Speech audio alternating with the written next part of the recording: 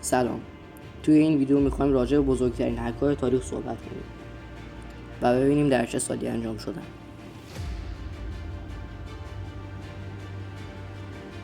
اولین حمله سایبری هک ارتش آمریکا و ناسا.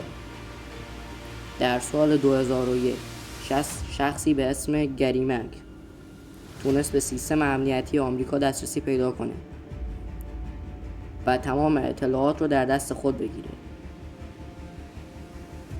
این دسترسی خسارت چندین میلیون دلاری به آمریکا زد.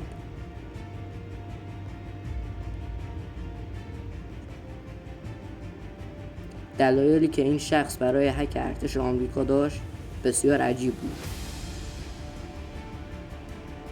این شخص میخواست به اطلاعاتی درباره سفینه فضایی که در آسمان آمریکا دیده شده دست پیدا کنه.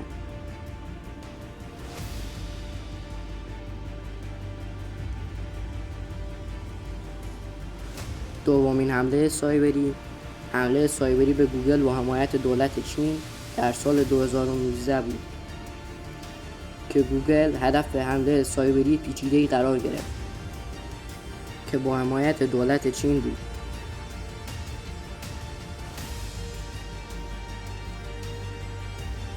که اطلاعات حیاتی کاربران رو به خطر انداخت. کارشناسان امنیتی این حمله رو عملیات شفق قطبی نامگذاری کردند. این حمله سایبری علاوه بر گوگل ده‌ها سازمان و شرکت‌های دیگر رو هم به خطر انداخت.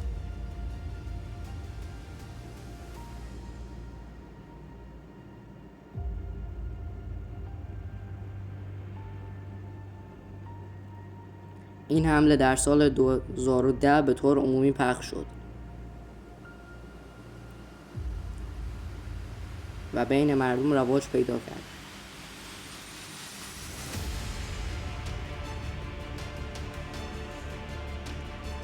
سومین حمله سایبری هک فیسبوک و فاش شدن اطلاعات 533 میلیون کاربر است.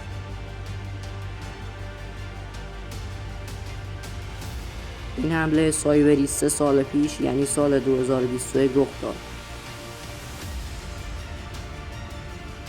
این اتفاق اطلاعات 533 میلیون کاربر فیسبوک رو فاش کرد.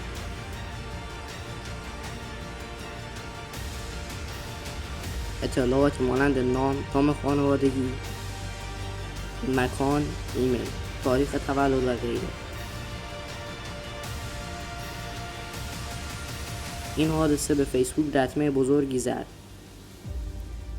و باعث خسارت چندین میلیون دلاری برای فیسبوک شد.